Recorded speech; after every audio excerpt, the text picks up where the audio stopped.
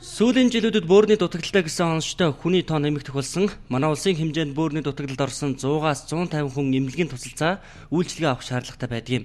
За гэтэл тэдэнд амьдрал бэлэглэх ганц найдвар болсон гемодиализийн аппарат улсын хэмжээнд ердөө 90 орчим байгаа нь харамсалтай бас чамлалтай үзүүлэлт юм а.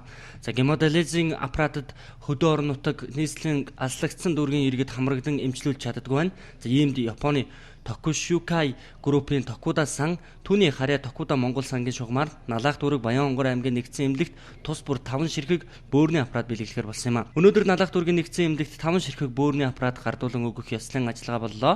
За энэхүү арга хэмжээнд улсын хурлын гишүүн Ган Хоёг, Уул Уурхайн сайд Токуда Монгол сангийн удирдах зөвлөлийн гишүүн Жигжид, Tokushukai Shonan Kamakura эмнэлгийн дэд дарга Кабаяши, Токуда сангийн тэргүүн хатагтай Токуда Налах дүүргийн нэгдсэн эмнэлгийн дарга Эрдэнэ утнаар оролцлоо.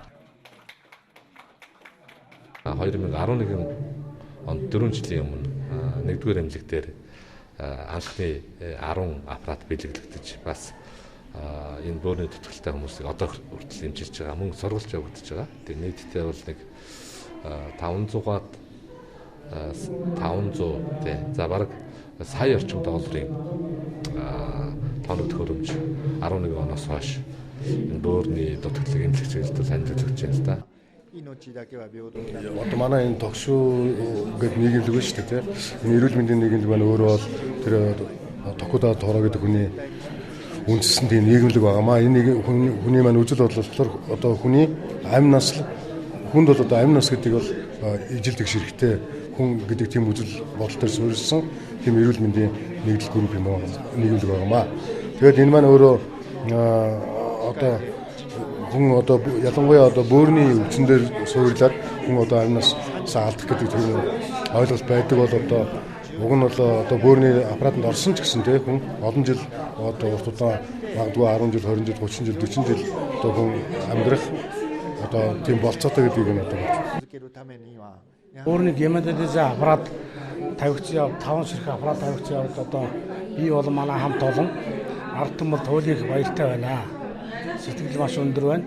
Энэ аппарат ажиллахын тулд тодорхой хэмжээний реактив уусмлууд хэрэгтэй.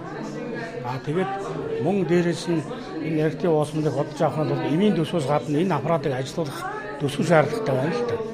Тэгэхээр зэрэг энийг одоо тооцоо хийж үзэхэд маш дундажшаар үзэхэд жилд нэг 350 сая төгрөгийн реактив уусмал одоо авах төсөв шаардлагатай байна.